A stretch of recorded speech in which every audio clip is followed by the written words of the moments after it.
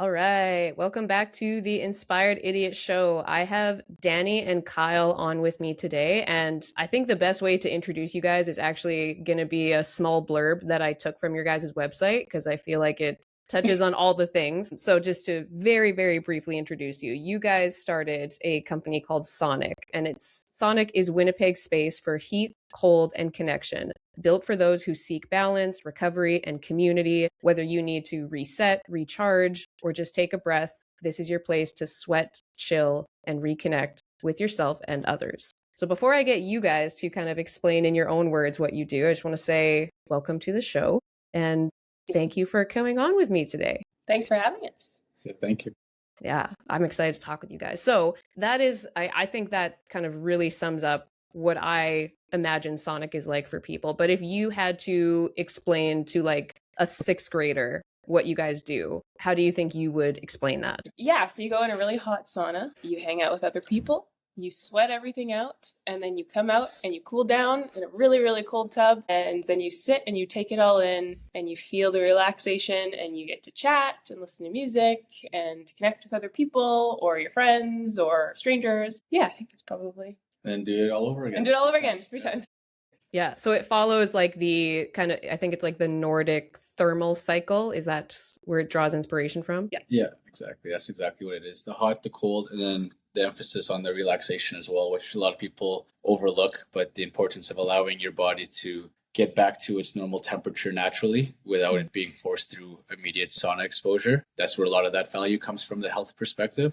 And while you're doing that, that's where the community element can come in, where you're sitting around, meeting people, hanging out, or just reflecting on your own, journaling, listening to your own, music and stuff like that. Yeah, yes. Do it three to 5 times is kind of what the practice asks for during your hour and 50 minute session. Yeah. Nice. Yeah, that was something that I immediately, like when I first saw you guys pop up on my social media and then I went and looked at your website, that was something that like immediately stood out to me. And you guys are very clear in your messaging that like you're not going to come here and get shushed like you might at a lot of other kind of spas. And I actually think that's like a really, really important thing because you don't just give people the rejuvenation experience, you give people connection and rejuvenation. And I think for people who live in really cold climates like Manitoba, yeah, they want the hot tubs and everything, but they also, like most people spend like 97% of their time indoors in winter when they live in cold places like this. Mm-hmm. So yeah. I think I've always said it's kind of a missed opportunity when you go to these spa-like places and it's very discouraged to like connect and like have fun with other people. And you guys encourage that. And like, I've heard that you even like play music at your facilities. Yep. Well, yeah. And I think people still love going outside and going to spas in the winter, but I think winter is isolating physically, but also just socially and emotionally because you're indoors and you're isolating yourself. And then all of a sudden summer comes and you're like, I have to do all of these things in this short amount of time. And that's where patios boom. And so, yeah, it's definitely a gap of a place where people can go to still get those benefits, but then just be able to socialize and connect or just be. But it's really your own journey, however you want to take it. But we're opening up that space for people to enjoy it the way that they want to and not restrict it. And I think, yeah, there's such a gap of social spaces in Winnipeg, and especially in winter. Yeah, 100%. So I remember seeing one of your guys's, I think it was an Instagram post where you kind of introduced yourselves and you were talking about like where the inspiration for Saunic came from. And I believe it came from like you guys like to travel and you visited some other countries and kind of got introduced to the Nordic thermal cycle. So can you walk me through what that was like just from being people who experienced it to then being like, I think we should maybe start a business doing this? Yeah. As soon as we met in Winnipeg and we just started traveling. Both were digital workers, so we were able to work remote. And we ended up just traveling together, working kind of out of our backpacks. We spent about 2 months, was it, in like the Nordic countries. We had a couple of friends in Denmark, but we went to Denmark, Sweden, Norway, and Finland. And the consistent theme throughout all these places was that saunas were a place for community. And being from Winnipeg and just North America in general, it was a very unique kind of perspective because how I associate saunas growing up were it's a place that's quiet, more introverted, spa-like, or it's a place you go strictly for the like fitness benefits or the health benefits. You see them in your gyms and stuff. But to start going to these places and seeing people have birthday parties alongside us going there and talking. And when we were in Finland, we talked to a lot of locals there, and they said Finnish people are one of the most introverted people in the world until you get them into a sauna. And then we started noticing this trend of going into saunas and it being quite loud and us not being accustomed to that. And at first being, this is not what we signed up for, but then realizing this is actually what it's intended for. Like all their apartments have saunas. They religiously go to saunas 3 times a week, and it's part of their culture. And so it kind of blew our minds to see a place with similar climate, very cold. They're always outside. They're always jumping in their rivers, the lakes. I mean, from morning to night in Denmark, Copenhagen, you can sit on the river that goes across their city and just see people jumping in, no matter what time of year it is. And so we said, well, why can't our hometown of Winnipeg have something like this that's kind of conducted in that same manner? And that's really where the inspiration came from. We came back to Canada and then just started like drawing a business plan and seeing what it would look like, and evolved it from there.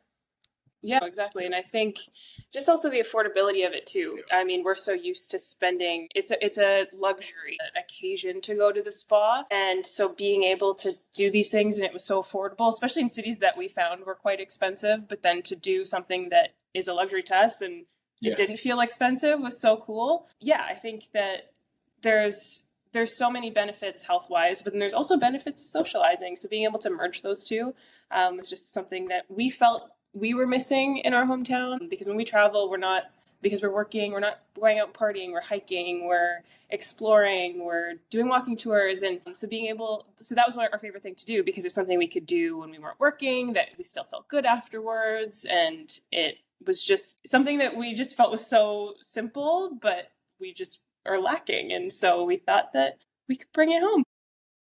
Yeah, yeah.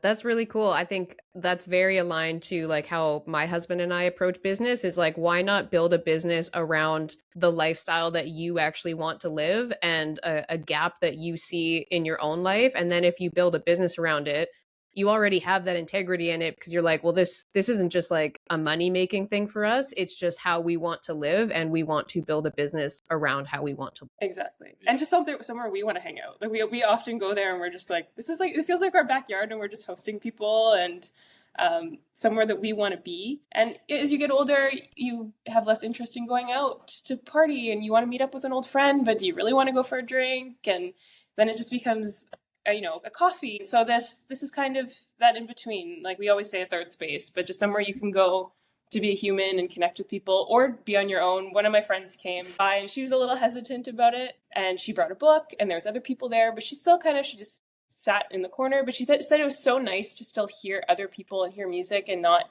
be in complete silence while still being on her own. And she's like, it's like a coffee shop for your body, which I thought was really cute. But it's true. Like you can go there and use the space however you want. We're not forcing anyone to mingle, but if you want to, there's that opportunity.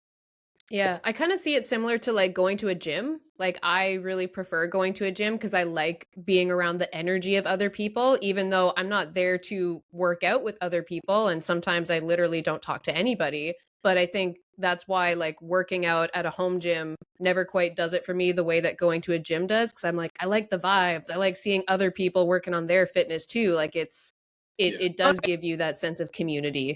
Yeah, exactly. Yeah.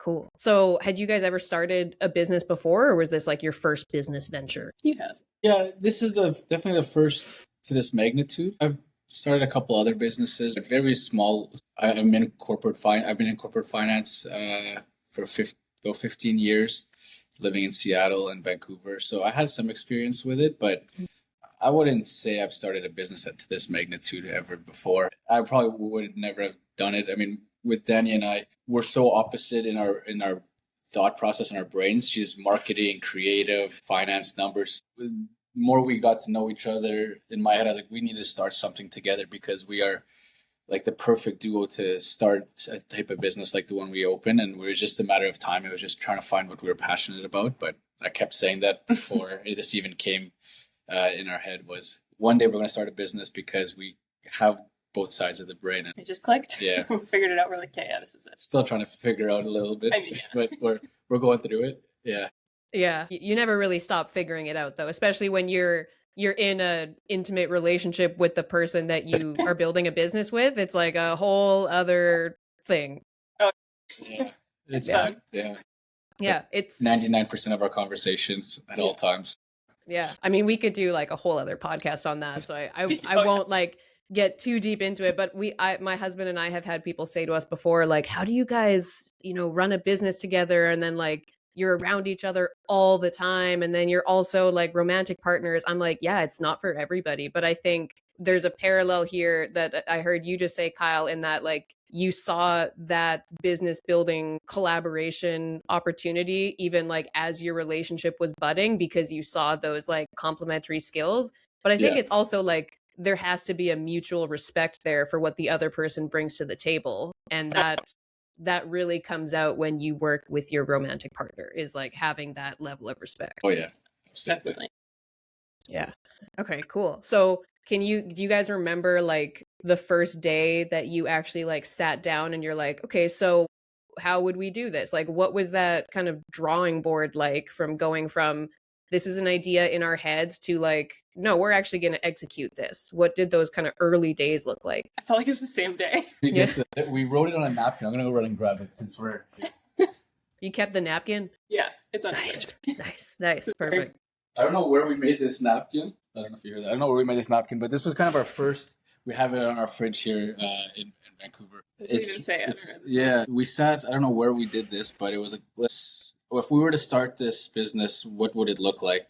No, I could read This is that. Inspo, Scandinavia, Finland, Austria, community through wellness, and then just like a whole bunch of word vomit: hygge, happiness, connection, culture, mindfulness, routine, changing and adding depth and culture into the wellness routine, integrating new health routines, bringing new traditions to North America, or new/old traditions to North America. Yeah. So that was the intention. As soon as we thought of the idea, we basically started planning like that evening, and it just didn't stop. We wrote a business plan and Like a 20-page business plan in a month and a half. Yeah. While still traveling after our full-time jobs, we would spend time. She would do the marketing, I would do the operations and logistics. Obviously, none of that happened the way we wrote it down initially, but it was the first step to write. Like, if we could dedicate ourselves to writing a 20-page business plan on what this looks like, then we can probably get going on this. And then we started looking at spaces and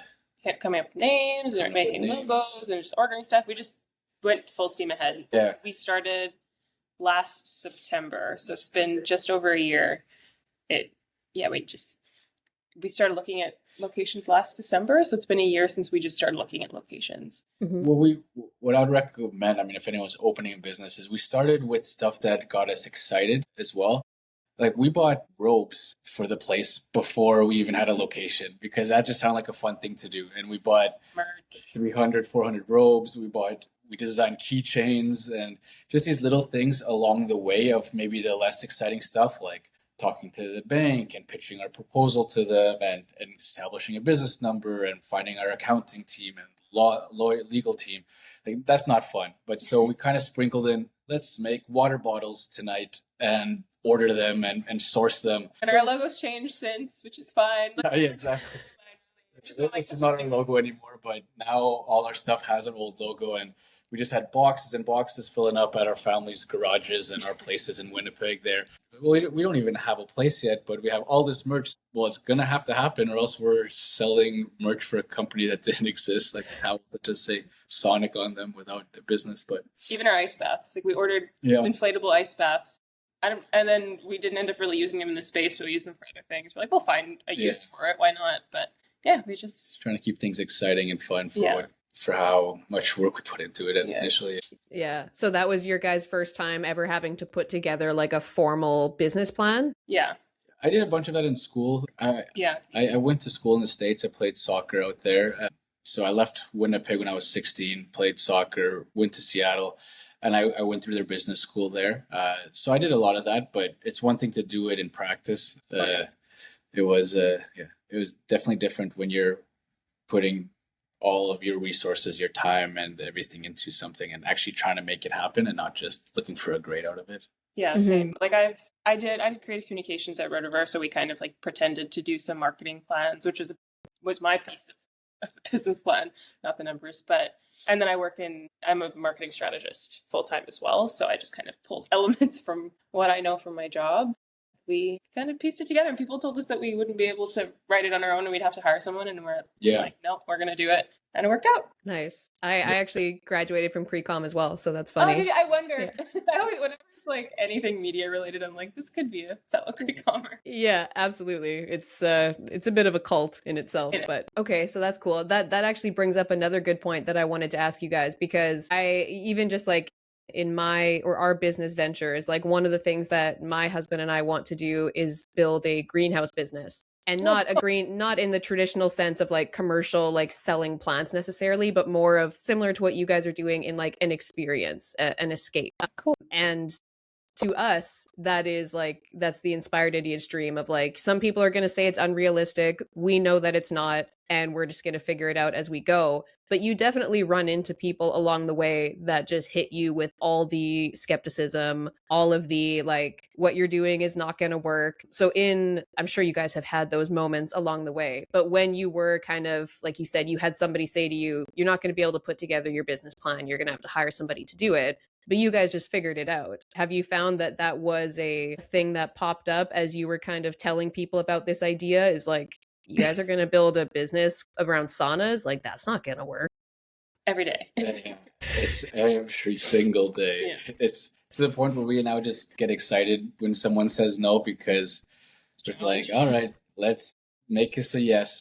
It's been consistent. And, we haven't opened up businesses in other cities. We are looking forward to opening up in other cities, and personally just seeing how much easier or more difficult it is than opening in Winnipeg. We've always heard that opening up a business in Winnipeg is very challenging, and it definitely has been. I mean, the amount of it's like the default is no anytime we try to get something. And so I'm very curious to see if that's just the way things are universal, or if that is truly something that we unfortunately experience in our hometown. But we've been told no from the very beginning. I mean, like Danny mentioned, with our business plan, we were looking to kind of get a business loan, like a government loan, one of those startups loans there. And we went to a bank in Winnipeg, and they said, we won't even look at your business plan unless it's signed off by a CPA. And we said, well, that's fine. We'll go to the next one. And then we went to the next one, and they responded and said, this is literally the best business plan we've ever seen.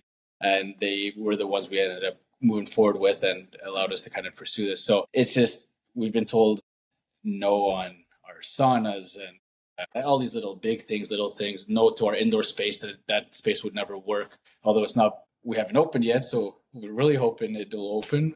I mean, it will open. It's already nearly built, in a month or two will be open, but it's just been, a lot of no's, I guess. A lot of people don't understand it because saunas aren't new, but what we're doing is new. And so it's having to explain ourselves, and us being new to it as well. Like, we don't consider ourselves experts. Like, I've never built a sauna before, but I understand why we want to build this and the intention behind it and the community piece of it. So getting buy-in from people was just challenging. Like, we knew it would work if we could just get it open. And so we also just had to be okay with being open before things were perfect, even just because we wanted to get moving. We know that our seasons are short with the outdoor spot. So it was just really pushing and really believing in what we wanted to do, and just not taking no for an answer, and just getting creative, always getting creative to find a new way to do it. Yeah. That's definitely like the inspired idiots entrepreneur way, is to like, you get that doubt, you get the naysayers, and instead of letting it like weigh you down and question yourself, you kind of just have to get good at letting it roll off you and be like, okay, on to the next one. Yeah. Oh yeah. And even just, people close to us, they're like, oh, I would never do a cold plunge. Like, what? Do people do this? There's no way people want to do this. And we're like, I swear people do. They just, even if you don't think that you want to do it, you just got to try it. Yeah, 100%. So was that kind of the main reason I guess with your guys' business, you needed like the space, but you probably, I'm assuming you needed to put together the business plan because you wanted to get some kind of funding for the business. Was that like the main reason for putting the business plan together? I mean, at first it was just to make sure we understood what we wanted and make sure we were aligned. Like that was the primary purpose of making a business plan, that we can kind of use as our starting spot and have a clear understanding. And then we did use that business plan to apply for I think there's a startup government loan you can apply for. And so it took about 2 months to get that support. It wasn't a lot, but it was enough to kind of just help us get started for sure. And that's pretty much, after that, the business plan became irrelevant because things changed so quickly. And I feel like we have to use it to like prove our concept sometimes to people. They'd be like, can we just see, like, I don't understand this. Can I like at the read through beginning, your business plan? What are you even doing? And they'll read it, and sometimes they would be, we still really don't understand this. But yeah. Right. It's like our right. Just kind of something to send to people to show like, hey, we've actually thought this out. Here's like the story behind it. Here's exactly what we're planning to do, just to kind of even if you're not going to them for like funding or anything, just to kind of put the story in people's ears. Yeah, like we've exported like certain pages of it just to use to explain it. Mm-hmm. Nice. Yeah, we had to secure our locations and stuff. That came in handy just to prove, we had our first walkthrough of our indoor spot, and we don't know anything about building and contracting and stuff like that. So the guys walking us through it, do you have any questions? And Daniel and I are just, looks good. You have no questions about the space. We don't even know what to ask. It looks good. It's in the space we like. Looks big enough. And then we're like, okay, like we'll take it. And they were just a bit skeptical. Like, you are going to just take it and don't really have any questions? Bad idea. There was so many things that we wish we would have done the due diligence on, but we didn't know how to initially. I mean, it may not have been the best spot, but we've made it work. In terms of just electrical capacity, for example, there wasn't enough. So we had to upgrade it. The water sourcing wasn't enough. So we had to upgrade. It's a beautiful spot. It is perfect. There were just these back end things that, well, we didn't even know we needed to worry about electrical capacity when we're renting out a spot. And we didn't even know, like, the place had a toilet. We thought it had enough water to source all our, our buckets, our cold plunges, our multiple showers, and this. No, this is like a very water intensive build. And it wasn't until after the lease was signed and we got our contractor and he went in there like, you guys signed this without making sure it has all the requirements. We didn't know we had to do that, but we figured it out, and that's why that one's taken so long. They had to redo a lot of the back end building stuff, but I mean, now that it's all kind of behind us, it's going to be incredible location. But that was one of those times where the landlord was, well, can we maybe see a little bit more about what you're building here? And we sent them the business plan, and they were like, "This, you think this is going to work? The amount you're putting into it?" And we said, yep, they just trusted us, and now I think they're super excited about it. They've seen how we've operated the outdoor spot and the amount of excitement online through social media and stuff, and they're just asking daily, when is it open? When is it open? And they're super excited. But at first we walked in, we walked out, we looked at each other, we said, perfect location, it looks beautiful. Okay, let's just go with it. Yeah. And they probably thought they would never hear from us again. Yeah, they definitely didn't take us serious that first day, which I understand why. I love it. Inspired idiots. Oh, yeah. Especially in that moment. Yeah. Like, literally just spinning in circles. It's an empty space. We see the vision here. Damn. And then, meeting with architects and them after saying, no chance, this is going to work of everything you guys want. And then we drew it out on our floor. We drew it out on papers. We did about 15 iterations with them. And they're like, okay, if this is it, let's go with it. Even taking them to the space, like we have videos of us. We just got back from somewhere. We met them on location. They're all like these experts with all these papers out, and they're asking each other questions. And Kyle, like we were interns just watching these people build a business, and they would look to us, and you guys just decide for those types of things. Yeah.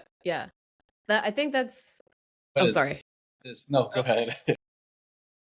That's all good. I think that you hit on something that's really worth talking about there, because for people who are like newer entrepreneurs, like for me, primarily all of my business experience has been online business. And you very, very rarely need a business plan for online businesses. But when you get into like renting physical spaces or building or like wanting to get any kind of loan, I can see how you would need that. And I think for a lot of people, I mean, even myself personally, it feels very daunting, especially if you didn't go to business school, because you're like I've even noticed this in us planning the greenhouse business. I would do research and I'm like, it's interesting that there's not really like a concrete place to go that will teach you how to put together a business plan. You can find all these different sources and you kind of start piecing together like, okay, these are the things that are common across all of these that like all of these people are saying to put in the business plan.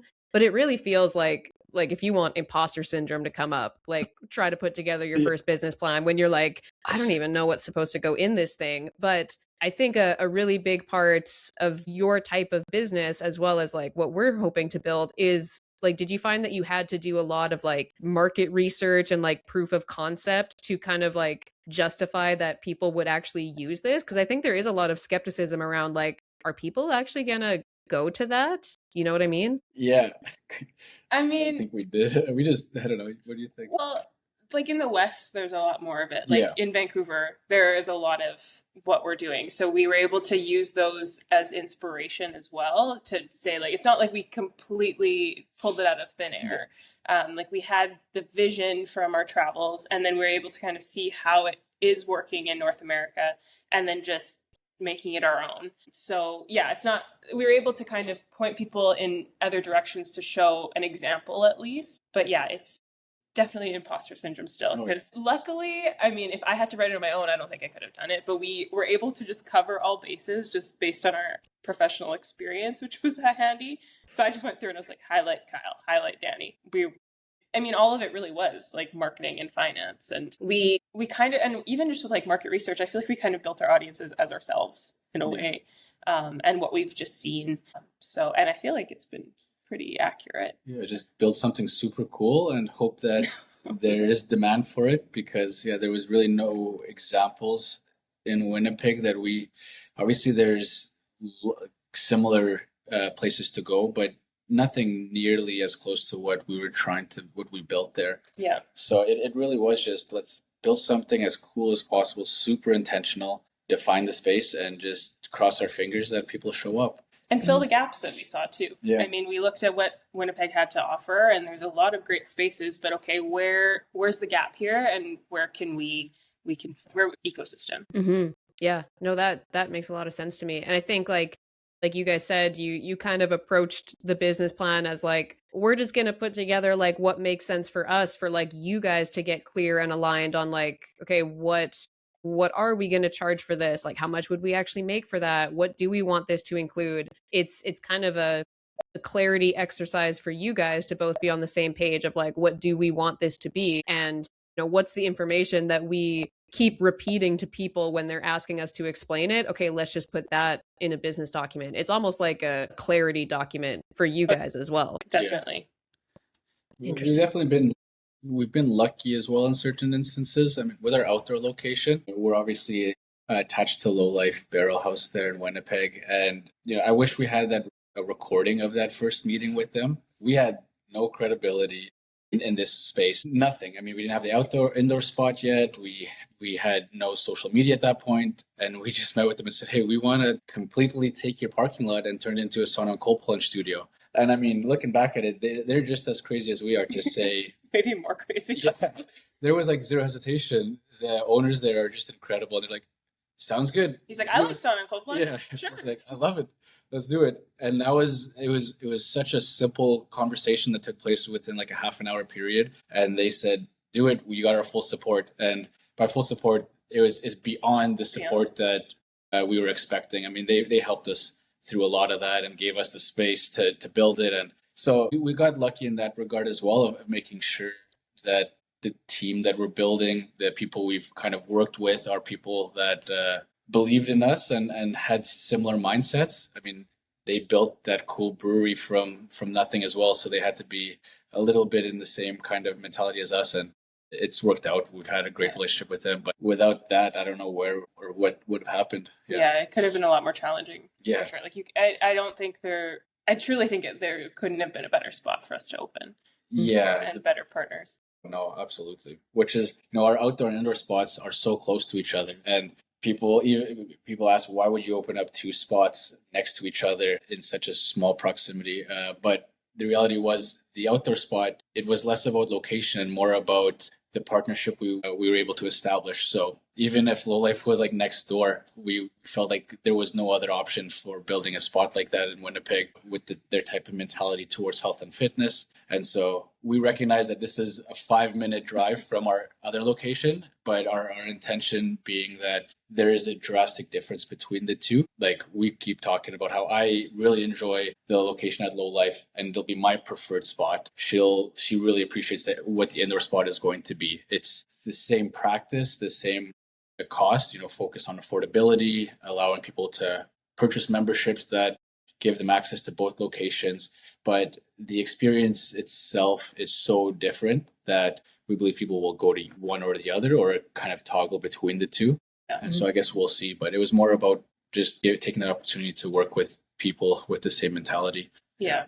And yeah, like Kyle mentioned, we meant to open the indoor spot first. Yeah. And then we were like, well, let's just open an outdoor kind of pop-up temporary thing. And so it definitely ended up being a lot more than we intended, but now we love it. We want to keep it there forever. So, and then the indoor space was also already in the works. So it kind of just happened, but it's also central. So we weren't too concerned. Like we're still very easily accessible from Pembina, but yeah, it was definitely meant to be more like saunas, cold plunges, events. And now it's like full on posts and will likely be a heritage site one day once it's all gone because those posts aren't going anywhere.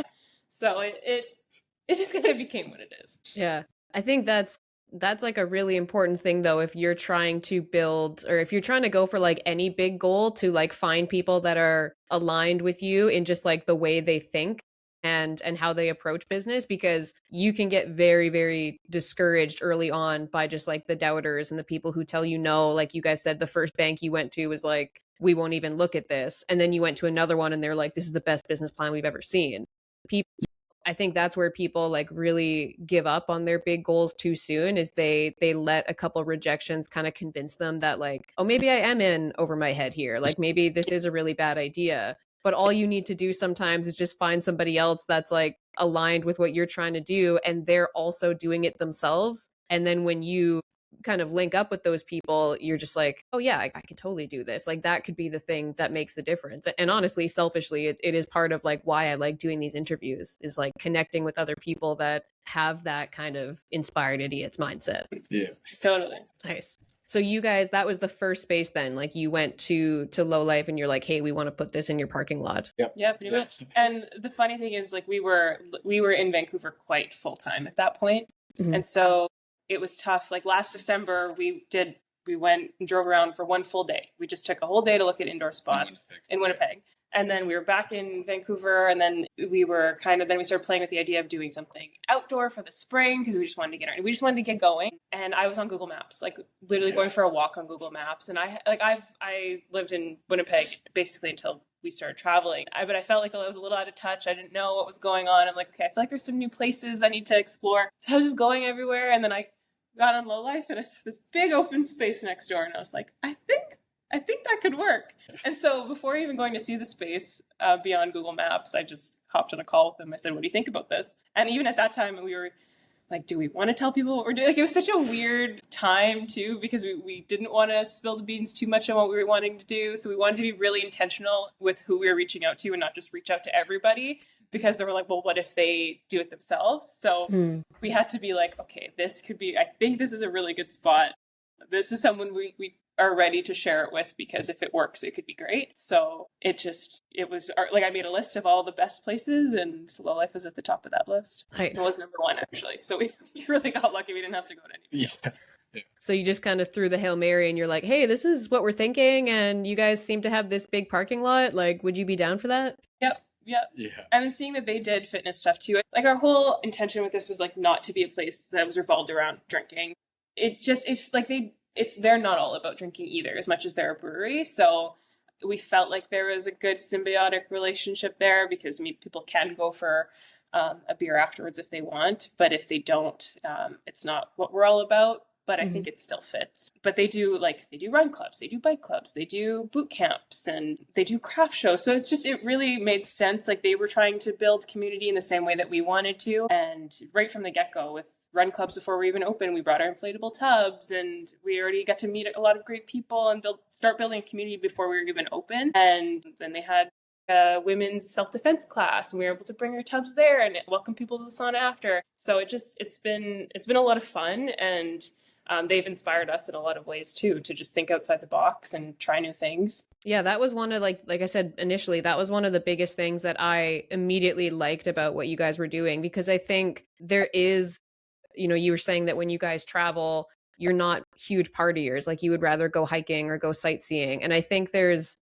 a lot to do in cities like Winnipeg, but when you actually step back and look at it, you're like, oh yeah, a lot of it is revolved around like drinking and staying out late. And I don't know if you guys follow Brian Johnson at all with his whole like don't die anti-aging brand, but he talks a lot about this. He's like, our culture really kind of glamorizes like alcohol consumption and partying and staying out late. And I don't think that, connection and stuff should solely rely on that. And I think we could create a culture where people can get connection and still have a beer or whatever, but we want to kind of create a society that doesn't solely rely on staying out late and drinking to get that sense of connection.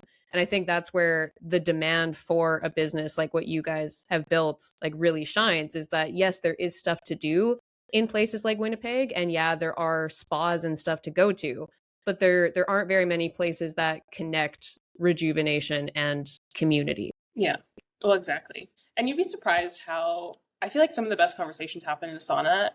Truly, there's something about which you wouldn't think, but really your walls just go down. Like you're sitting in there when you have the opportunity and the ability to chat, it just comes so naturally, because what else are you going to do? You don't have your phone, which is great, right? Like we're so used to being like, oh, I have a minute to think, so I'm going to start scrolling. But once you're sitting in a place where you're in your bathing suit, you're sweating it out, you're maybe a little like uncomfortable, and there's someone else there and you're both kind of feeling that way, you just start talking because there's nothing else to do, which I think is so, like, we've had some of our best conversations, like business wise, just we go and sit in a sauna and we end up coming up with so many ideas because you don't have the default that you're used to. And so I think that's what's so interesting, is because we've been so accustomed to being silent in sauna situations that we haven't really allowed ourselves to be able to chat. But once you do, it's a lot of fun, and you meet people and you hear other people's conversations, and then you kind of join in, and it's a lot of fun.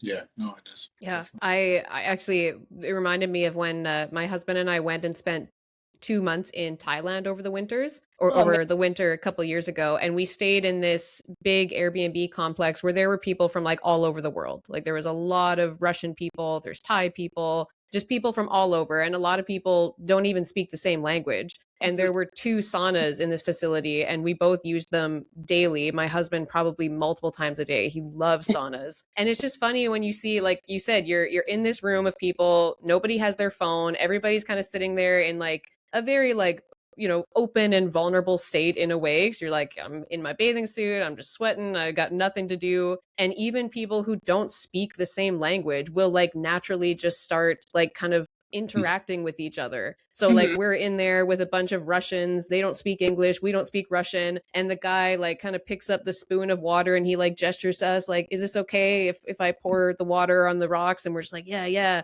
And we're all just sitting there like soaking it up. And I always remember that, because it's like we couldn't even communicate with these people, but it still felt like we had like a fun little bonding experience. So yeah, I totally resonate with that. There's trauma bonding and there's like sweat bonding. You sweat together, you stay together. Yeah. So if somebody was like completely new to this concept of like the thermal cycle, or even just like if you wanted to keep it super basic, like even just saunas, I think there's a lot of opportunity for people to understand like the kind of rejuvenation and health benefits of it. So I guess what was it about that you guys really liked and wanted to start a business around? Was it just that like you guys had done it a bunch of times and you're like, yeah, this does feel really great, like that there is a hole in the market here for these kind of health and rejuvenation experiences? Yeah, I think it's just, there's nothing like it, in my opinion, where you get such strong health benefits while also getting that element of community. And it was just such a unique experience to feel that.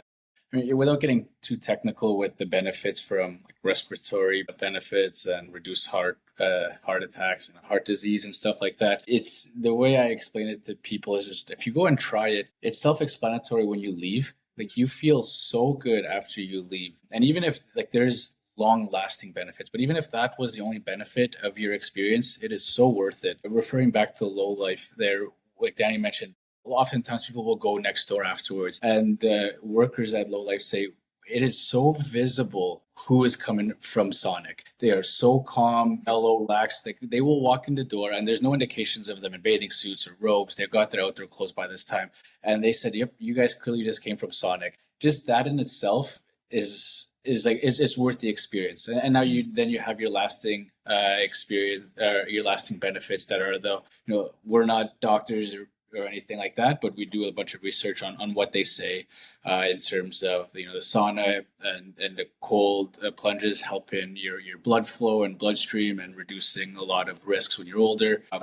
Inflammation for athletes, recovery, relaxation, nervous system regulation. Yeah. But yeah, you're right. Like it really is like you feel it. Like it's not something, oh, you put this device on and it will eventually help you. Like you feel it immediately. Best sleeps ever.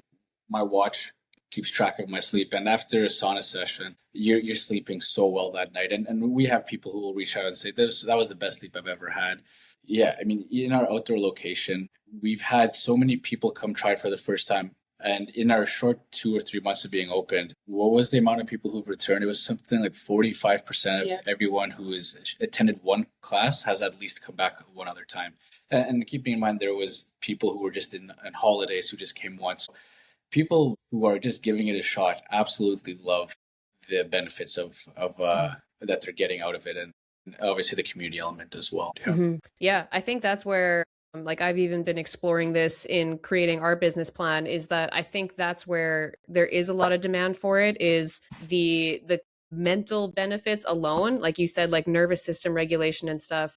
There's I can't remember exactly what it's called. I think it's called like Prescribe RX or something. It's an organization that I think is backed by the federal government, where they're now basically allowing doctors to like prescribe nature. So I think it's coming maybe out of a bit of a rebellion for like, the only solution is, like anti-anxiety medications and stuff like that. But when you look at like just at a human level, like when people don't have a connection to nature, when we live in places like Winnipeg and we go 6 months without being in nature or without like, getting out of the house and like connecting with other people, there are mental and physical downsides to that. And giving people a way to kind of recharge, regulate their nervous system, get some health benefits, be around other people, get outside, like there's so much opportunity for that. And I think people are kind of waking up to it a little bit more. They're like, oh, maybe I feel anxious as fuck because I haven't been outside in 5 weeks and I haven't sat and talked to another person in 2 months. Yeah, exactly. Well, exactly. And it's so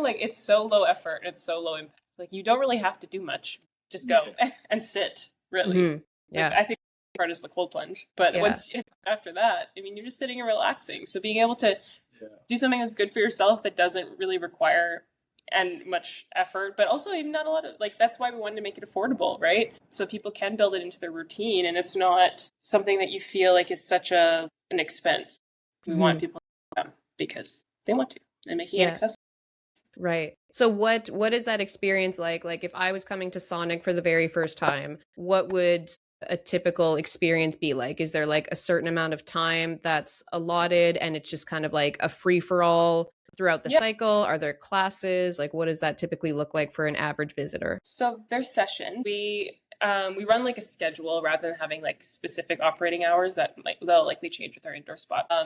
It's an hour or 110 minutes, so just shy of 2 hours. It's $40, and you get access to the space, and it's self-guided. You walk in, host will greet you, and just kind of give everyone a lay of the land, and then you just go change, and then you have free for all. So we have two saunas, 4 cold plunges, and 2 relaxation areas, and within that time you can. We say like 10 to 15 minutes in the sauna, 1 to 3 minutes in the cold plunge, or however long. Just listen to your body. It's not a challenge. And then 10 minutes relaxation, let your body temperature get back to normal, and then you do it all over again. But we also have events and stuff. So we'll have, like, we have our regular drop-in community sessions that's just come in. And then we also have, like, we've done yoga, we've done journal nights, we've done craft things. But we also, like, have Friday nights where we bring in a DJ and, like, we bump up the music a little bit more. No, I think that was, it's everything is booked on our website, or we have an app, Saunic. It's very user friendly, and you can just go, like Danny was saying, and click in. Most of our sessions they're just called community sessions, and that's where you self-guide. And you can just scroll through our schedule on a daily basis, soon to be in both locations. And there are certain events that are themed. Like we had a Taylor Swift night once, we had a sauna craft night another time. We've also had like a Noah Khan and Hosier night where, like, it was the same thing. We just had a specific playlist. Coffee morning days where we may offer it anyways, but just kind of making it an intention of, this is a session where you have coffee and maybe interact with other people as if you're at a coffee shop. So we do a lot of that. Like Danny was mentioning, for our outdoor spot, we have the two saunas, wood burning and electric. They both allow water. It's very important for us to allow that. That's how it's supposed to be intended from, like, the Nordic perspective. So even our electric sauna, which isn't usual in commercial spaces, we do allow water during the summertime there. Our indoor spot, similar, just one massive sauna, not two saunas there. Again, we'll have water. We'll have two stoves in there. Our capacity, we're very strict on not overbooking the space. We've done a lot of research on like our similar businesses and seen their reviews of maybe negative experiences because it's overcrowded. So our outdoor location allows up to 30 people, but our basic community session only has 15 people. But you're more than welcome to book it privately, which we've had a ton of, and have 30 people there. But we don't want the day-to-day experience to be overcrowded. Although we can fit 30 people, and we've seen it fairly comfortable, we'll up it for events, like Danny mentioned, when we have a DJ kind of party night. Hey, this is a higher capacity event, but it's intentional. We're going to do the same thing with our indoor space. Like our sauna in our indoor space is expected to maybe fit, I'm not sure, 40 people at a time, but we definitely won't make that the experience. We'll make sure it's a little bit more intimate. Maybe it's 25 to 30. We're not sure yet. We need to test the space with the opportunity to expand for certain events. Mm-hmm. Yeah, I think that's really it. The sessions are a big thing. We have membership programs to encourage people to make it part of their routine. We have kind of like 5 punch pass classes, and we're going to start doing more outside of this as well. We have, opportunities for our members to have a little bit added value once we haven't announced certain things we're doing, but there's going to be elements that are not just sauna and cold plunge that our members will get once the indoor spot's opened, which we're really excited about. I think the intention too with events is kind of to bring like-minded people together, right? Like even in just like small ways, like, Noah Khan and Hosier, like, all those people are there because they like that music. Might not be similar in other ways, but just kind of, like Taylor Swift. Okay, you all love Taylor Swift. That's something you can talk about. We tried to do like we failed many times. We've done a girls' night, which was a lot of fun. Girls only night. But we tried to do like a football night where guys could come talk about football. It didn't work. It was not. No one showed up. We put like on social media, some of the responses are like, "This just sounds weird." Yeah. But it's just because it is different, and it's something that maybe culturally we're not there yet, right? Yeah. For maybe guys who appreciate football to be in a sauna together, it's just not something you're accustomed to in Winnipeg. But if we put that event in the Nordic countries, it would just be another night out with the guys type of thing. So a lot of what we're experiencing is we're, as the first people to bring this to Winnipeg, it's a little bit more of an education. We've done the Christmas Expo, and we had people walking by and saying, "What a terrible idea this is! Like, did you not know you're in Winnipeg? Who that would want to do this?" And we thought that too with winter. We weren't even going to open in winter, and then we decided to stay open, and people love it. I was actually so shocked, and people are upset that we're closed. That's our spot. Sorry. Yeah. In winter, and we don't have the cold plunges. People are jumping in the snow. Like, people still want to be outside, but it's definitely a trial and error with this. And we even told our staff, like, if you want to try an event, let's just try it. Why not? We had people reach out, like we've partnered with Stretch Lab. They reached out and we said, sure, well, let's bring your stretching mechanism there and mobile sauna. And I don't think we've ever said no to an event. Mobile massage. Yeah. Sorry. we're open to everything. A lot of what I think our responsibility is to also just like educate and allow people to realize, hey, this is actually kind of fun and normal to do. The football thing might have been too far of a stretch right off the bat because it was like 2 weeks in, and I messaged some other guys I know who like football. I don't like football, but they're like, oh, it sounds cool. Did they book? No. Well, that's fine. I mean, it is unique, but we're hoping to get that culture around it where that isn't unusual, right? And we'll keep pushing. And if we fail, we're totally fine with it. We've failed many times already, and we'll continue to push the boundaries and get us to that Nordic culture, which we should be because we have the same climate, same type of kind of experience. And yeah, that one was funny. The candle making one failed pretty hard too. But that was probably a timing thing. I think that was just a timing thing. Like what was it? Candle building? It was a candle painting for Halloween, but I think it was didn't really push it that hard to be fair. But yeah. Winnipeg's tricky too because there are like you got to kind of know what's going on around the city. So there's a Jets game now. It's kind of yeah, exactly. Like in other bigger cities, there's just enough people that do different things. But if maybe it's the long weekend in September and everyone's at their Winnipeg cottage or something, and you just got to realize, well, these things happen in Winnipeg because that's just like the Winnipeg culture. Like Danny said, if there's a Jets game, unless we start putting a projector and playing the Jets game out of the sauna, which we've talked about, and we bought the projector. We haven't tried it yet, but those are just things you got to learn when you're opening in cities like that. Yeah. I could totally see that hitting off if there was like an NHL game going on and you guys were playing it and you marketed that as an event. Like, yeah. Oh, yeah. I think that's super smart. Even if it's just like, hey, this is like the Noah Khan Hosier night. Like it probably wasn't super different from what you guys do on a regular basis, but you're just slapping a little bit of a identity on it. So now people who are like, oh, I love Noah Khan. I identify with that. My friends love him. We're going to go. And now they get to have that experience. So if in the outdoor space in the winter, then like as of right now, does the kind of cycle change in the winter months because the rest areas are outside, or how are you guys kind of navigating that? So because we're outside, we closed off all our water. So it meant no cold plunges and no showers. And then we enclosed with like vinyl tarps, one of our relaxation areas. And then we decreased the capacity and we decreased the time. So it was 80-minute sessions, 10 people, saunas only. But then we also introduced like hot chocolate. I mean, we always do tea. We decorated the space like with holiday stuff, just to make it a little bit more of a winter wonderland. Made piles of snow on the unused decks outside of the vinyl tarp space where people can jump in if they wanted that cold exposure. Provided cold towels for them if they wanted as well. Body wipes. Like the logistics, like when you look at our space, it looks so simple. Oh, it's a backyard. But logistically, it has been so difficult. I mean, you got to drain the water. You have to source the water. We're in the middle of a parking lot. Where's our electricity come from and stuff like that. So in the winter, when that transition, all our pipes bursted. Like again, we're not contractors, and I haven't spent a winter in Winnipeg in a long time, and so we were not even in the city and our showers were frozen. Yeah, the weather was looking good, and we were like, okay, as long as it stays below like this weather, we're fine. So we're keeping an eye on it, and we were trying to push our season as long as we possibly could, which was a mistake. The cold plunge, and then all of a sudden I looked and it was -7 in Winnipeg, and I'm like, and so we called someone to go over there, and everything was frozen, and so we just had to basically contact every single person and be like, we had to shut down the cold plunges. We're so sorry. It's going to be saunas only. Like, do you want to still come?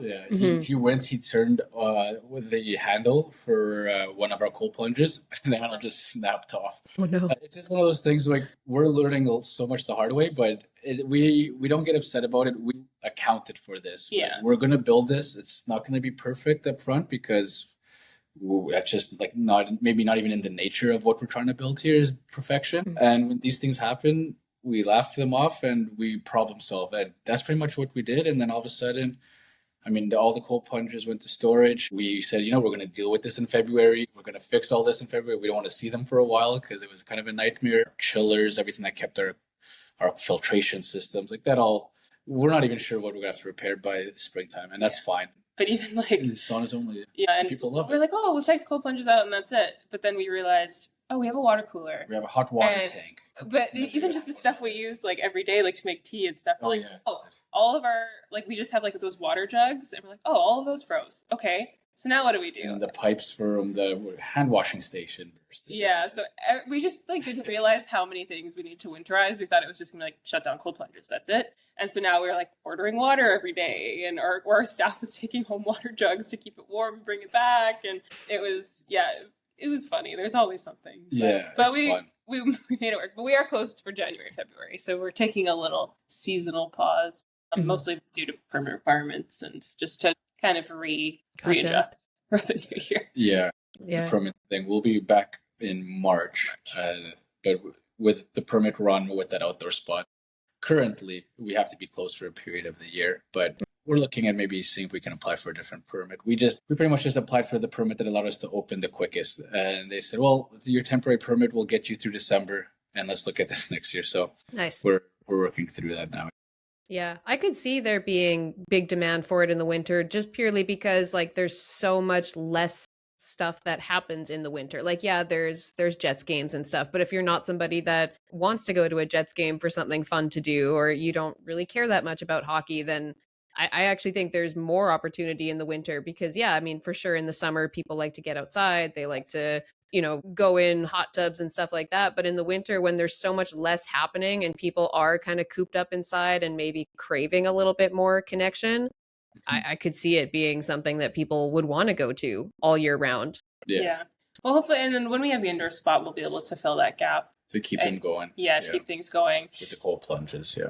Nice. So what was it like? I know you guys still do it. What is it like for you guys to manage this as the business owners? Like, I assume in the beginning, you guys were just doing everything yourself, but you said you have some staff now. So what does that look like for you guys just managing the business? No sleep. Yeah, I mean, luckily we have amazing staff. We have 4 hosts who have also just taken on other roles naturally. It's something that we said from the get-go. We're like, we can't do everything and we don't want to do everything. Like, we want the people who are on our team to really feel like part of growing something as well. So we're like, whatever you're interested in, let us know, and we'd love to let you take charge in those areas. So it's been fun. We've been very fortunate with who we have on our team, and definitely but definitely no sleep. Like, I feel like we still have our hands in absolutely everything. It's really hard to let go because it's our baby, but learning to trust people more and delegate more and be more hands off is something we're getting there.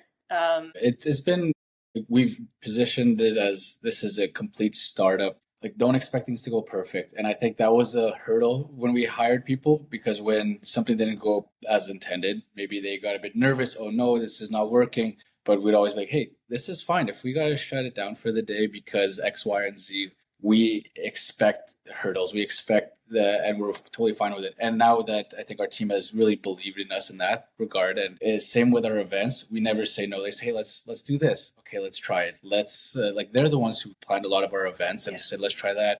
Let's do a Christmas expo. Sure, let's do it. And I think we've stuff like that. Yeah, and I think we've been a bit unconventional because we kind of became hands off, or I guess feet off, not hands off, because we just at first, the first month, we were there constantly. But then I think it was a month after we opened, we had a trip planned, a family trip. So we left for 3 weeks. And so typically, you just run the business yourself. But from the get-go, we knew that we weren't going to be able to be there all the time. And we wanted to be able to do more of the strategy and the operations. So we hired and basically just taught them how to host the space, figured it out, and then we let them run it, which might be unconventional and is scary too. And because we were still figuring things out. So we had to have people who were really open to figuring things out with us. It was intentional in that regard of getting different perspectives. And our intention is to expand the business and grow it. And so if we were too focused on that day-to-day work there, we both have full-time jobs right now outside of this. And so it wasn't feasible for us to quit our jobs and we needed money to fund this and a bit more security for us. So we both still to this day have full-time jobs. And so we had to get people who understood that you are not an employee, you're part of the team. You essentially need to help us define the space. And they did stuff like, hey, we need a shed in the back. Okay, in 2 weeks, the shed was built. We need the tarps for the winter. And we would meet with them and say, how do we operate in the winter? What do we do next? What do you need to make this a better experience? And we gave them pretty much hired people who said, like act like this is your business and we'll be there to support as much as possible. But the reality is if we're going to be successful and allow us to grow the indoor spot, and we have some pretty exciting growth opportunities in 2026 and 2027, both in Winnipeg, but outside. And so we would have failed if we had to be at that place the whole time. And our objective wasn't just to build this one spot. It was to grow a team that we trusted. And we got so lucky with our team. I mean, it could have been easy for them just to say, everything's fine, everything's good. But hey, we need to have a better grip on how we control the cold temperatures of our chillers, and how do we make sure that the saunas are hot enough constantly if we don't have the wood burning sauna isn't on our phone. Like our chillers are all on our phone now, our ice baths, our electric sauna, but like all these things. And so we have a team that they care a lot. Yeah, it's just being reactive as possible. Like if they need something that will make the experience for them or for the guests better, we react to it. Like let's do it. Let's try it. You have an idea? Let's try it. Want to hook for an extra jacket on one spot, then we put it up immediately. And it's just like, it's greatest stuff. They notice they're there, know where to put a robe here. Oftentimes people are in that area. And they know the day-to-day operations better than we do at this point, because it's changed so much, it's evolved. And so I was there helping set up one day for winter, and we hadn't really been there. And I was like, wait, where does this table go? Like, because I was running a session and he was there the day before. He's like, well, she had it over there. And so I went to help on New Year's Eve as well. And I was like, you tell me what to do, because you have a better sense of how this operates now. And like, what do you need from me to make your life easier? So that's pretty cool to see. From the beginning, it was like, this is how I want it. This is how I'm doing it. And now it's like, okay, you probably, what do you want? How do you want to run this? And that's exactly how we pitched it to them is, you guys need to be the owners of this. And they love it. I hope they love it. They're still with us. So. But yeah, one person was like, I'm really interested in community and events. Okay, you run it. We'll get you business cards. She's incredible. She can speak about our business better than we can. We were at the Christmas market. We were watching her talk to people and then learning from her. And like, okay, now that's how we need to talk to people. So it's very, we're learning from them as much as they're learning from us. And it's fun. It's a lot about putting trust in people for sure. And I think it's a constant theme for us is, we've trusted Low Life. They've trusted us way more. We've trusted our employees and given them the ownership. A lot of people who start business feel like, oh, this can't operate without me.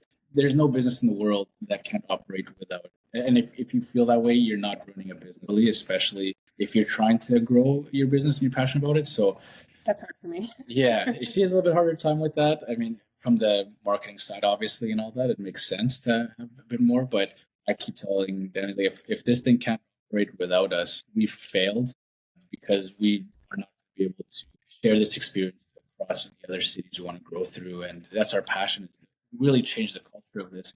Just putting trust in them and receiving such positive feedback from them and giving them an opportunity to lead has just been critical.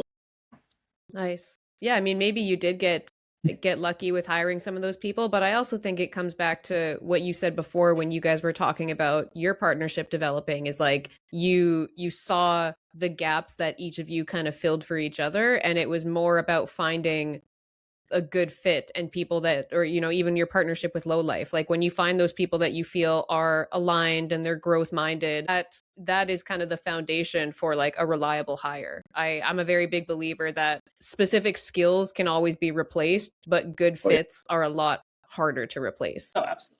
Yeah, that's 100% our motto with everything we've been doing. I mean, even with our contractors, it's people that you might not have the reputation of building all these really fancy places in Winnipeg, but we enjoyed our conversation. You think we're crazy and you love it because you signed in to build it for us. And then we are much more comfortable focusing on the strategic side of things. Mm-hmm. Yeah, I totally get that. We just hired our contractor who's helping us build our home, and we're doing it in a very unconventional way. Like we're doing it mortgage free. And so we're building it in a way that most people don't. And when we first started talking with him, we were really just looking for somebody that we're like, we just want somebody who's like down with the vision, who's willing to help us execute it, who isn't going to be a like, well, that's not how it's done kind of thing. Yeah. Obviously, we respect his expertise, but we really just wanted somebody that we're like, we want to see ourselves working with you on this huge project. And when you find that person, you're like, yeah, all the little details will figure it out because you have that strong foundation. So I definitely get that.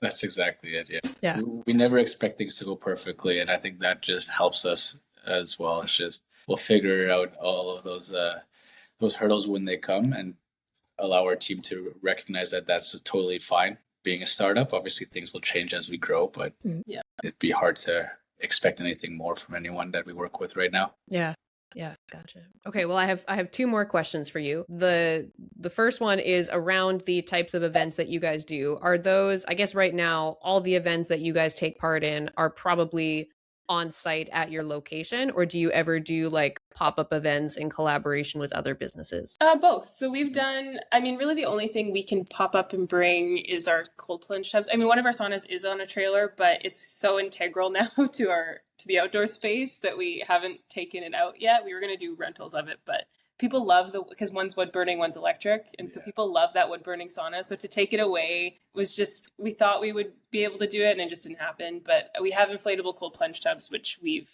lent out for events. We've done some charity events and just gave them. And we did like the run clubs and stuff. But most of like the events we plan are just on site. We'd like to do more of it next year. It's just, I mean, yeah, we open in August, so we have some fun ideas. Like, we would love to be part of the like Manitoba Run marathon and have like a little. We've already talked to them a bit. I've ran it. I'm a big runner, and it was just something fun. So this year we're hoping we can talk to them in advance. We're so last minute right now with stuff like that, but it'd be really fun to have the sun or the cold plunges at the finish line or something like that, and just be part of those fun activities. But like I said, most of it's in house. I mean, do you want to talk about the den a little bit, or I don't know? Yeah, we can talk about it. You can talk about it. You're better at explaining it. So our indoor space is going to have we have a basement, and rather than try and make it expand the whole experience into the basement, we've decided to make it like its own thing. So it's going to be called the Den, and it's going to be a multi-purpose space that people can either like rent out for their own stuff, or we can host events. So we see it as like having paint night, and then, do an hour of painting, and then you go upstairs to do an hour of sauna cold plunge, or like a book club, or even a comedy night. If someone, we can have open mic. It's really just like an open space, and we see it as an extension of Saunic, but also its own thing, but really just another community space, really expanding on that, the importance of community in our business. And we don't have anything specific. Like, we have lots of ideas, but being able to make it a place where people can create their own events, but we can also bring people together with the same kind of events we were hosting at our outdoor space as well. Just more room because we're pretty limited in the outdoor space. You explained it so good.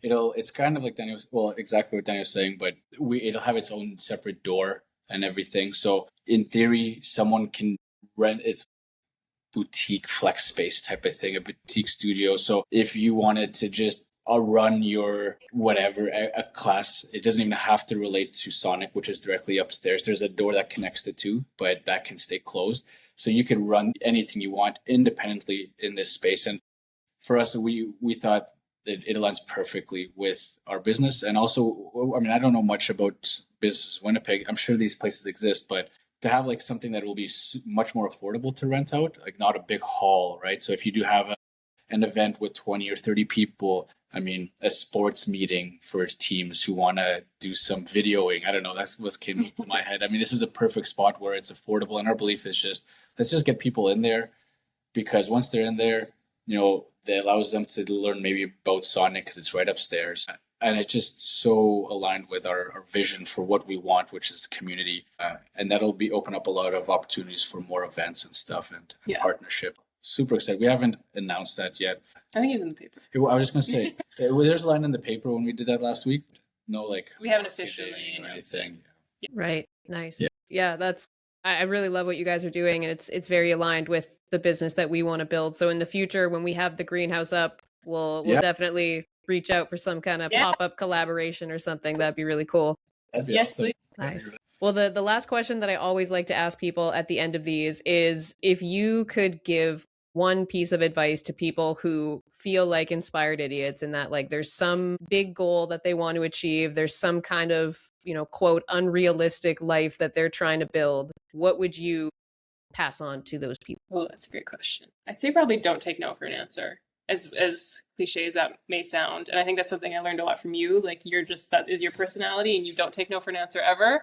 And I think there's many instances where I would have just been like laid down and be like, okay, it's not possible. But you're very great at making it a challenge and turning those no's into yeses somehow. I don't know how you do it, but that's the biggest learning I've taken, is there's always a way. And just because someone's saying no doesn't mean that there's a really good reason for it. They might just not feel like saying yes, honestly. And if you believe in it, I think that it's completely possible. Yeah, there's no such thing as a no. There's always a way around it, for sure. I mean, we've learned that from every aspect. I would say another piece outside of the no, which was going to be my answer, is to put trust in other people. You can't run a business if you think you're the only one who can do it. I see people who, there's this saying, do you run the business or the business run you? And so putting your trust in people, you'll be so surprised with what people can do if you give them that capability.